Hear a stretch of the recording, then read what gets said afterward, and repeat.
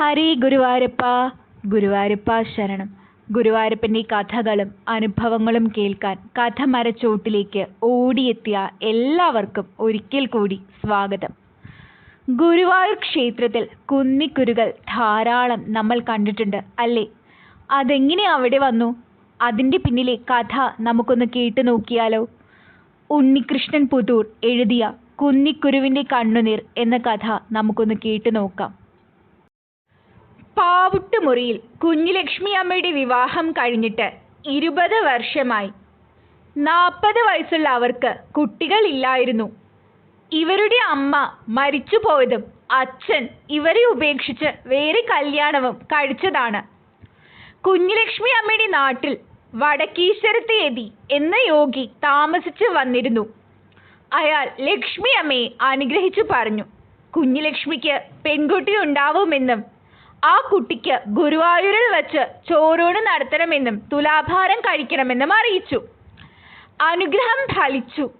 കുഞ്ഞുലക്ഷ്മി യതീശ്വരൻ പറഞ്ഞതുപോലെ ഒരു പെൺകുട്ടിക്ക് ജന്മം നൽകി. ഗുരുവായൂർ ചോറൂണിന് കൊണ്ടുപോകാൻ തീരുമാനിച്ചു. വീട്ടിലെ കുന്നിമരത്തിലുണ്ടായ കുന്നിക്കുരു ഇടങ്ങഴി കണക്കിന് പറിച്ചു ശേഖരിച്ചു വെച്ചു. പക്ഷേ ഈശ്വര നിയോഗം വേറെ ആയിരുന്നു. ചോറ് കൊടുക്കുന്നതിൻ്റെ തലേ ദിവസം ഈ പെൺകുഞ്ഞ് കടുത്ത പനി ബാധിച്ച് മരിച്ചു. അതീവ ദുഃഖം താങ്ങാനാവാതെ കുഞ്ഞുലക്ഷ്മി അമ്മ ഗുരുവായൂരപ്പനെ വരെ പഴിച്ചു. മേലിൽ ആ മുഖം കാണാൻ ചെല്ലില്ലെന്ന് വരെ പറഞ്ഞു. കുന്നിക്കുരു വേറെ ആൾവശം കൊടുത്തുവിട്ടു. അതേ സമയത്ത് കുഞ്ഞുലക്ഷ്മിയുടെ പിതാവായ കടിഞ്ഞൽ തിരുമുൽപ്പാട് എന്ന സമ്പന്നനായ വ്യക്തി തൻ്റെ 2ാം ഭാര്യയിലുണ്ടായ മകൻ്റെ കുട്ടിക്ക് ഗുരുവായൂരിൽ ചോറ് കൊടുക്കുന്ന ദിവസം ഒരു കൊമ്പനാനെ നടയിലിരുത്തി കളഭം കഴിച്ചു. പക്ഷേ വഴിപാട് കഴിഞ്ഞ് വീട്ടിലെത്തിയത് മുതൽ അദ്ദേഹത്തിന് വല്ലാത്ത പരവേശവും അസ്വസ്ഥതയും പുകച്ചിലും തുടങ്ങി. എല്ലാവർക്കും വിഷമമായി. അവർ ഗുരുവായൂരിലേക്ക് വിശേഷപ്പെട്ട വഴിപാടുകൾ നേർന്നു. രാത്രി സമയത്ത് അല്പം മയക്കം വന്ന തിരുമുൽപ്പാടിന്റെ സ്വപ്നത്തിൽ ഗുരുവായൂരപ്പൻ വന്ന് പറഞ്ഞു, 12,000 രൂപയ്ക്ക് ആനയെ നടയിരുത്തിയിട്ടൊന്നും കാര്യമില്ല. ആനയെ നടയിരുത്തിയ സമയത്ത് ആനയുടെ അടിയിൽപ്പെട്ട് ഞെരിഞ്ഞമർന്ന് എന്നെ നോക്കി നിലവിളിച്ച കുന്നിക്കുരുവിൻ്റെ വില തനിക്കറിയാമോ? ഒരമ്മയുടെ കണ്ണുനീരിൻ്റെ വിലയാണത്. സ്വന്തം മകളുടെ കുട്ടി മരിച്ചിട്ട് അവരെ ഒന്ന് ആശ്വസിപ്പിക്കാതെ എനിക്ക് ആനയെ തന്നതുകൊണ്ട് കാര്യമില്ല എന്ന്. അയാൾ ഞെട്ടി എഴുന്നേറ്റു. രാവിലെ തന്നെ ക്ഷേത്രമോദിക്കിനെ കണ്ട് വിവരം പറഞ്ഞു.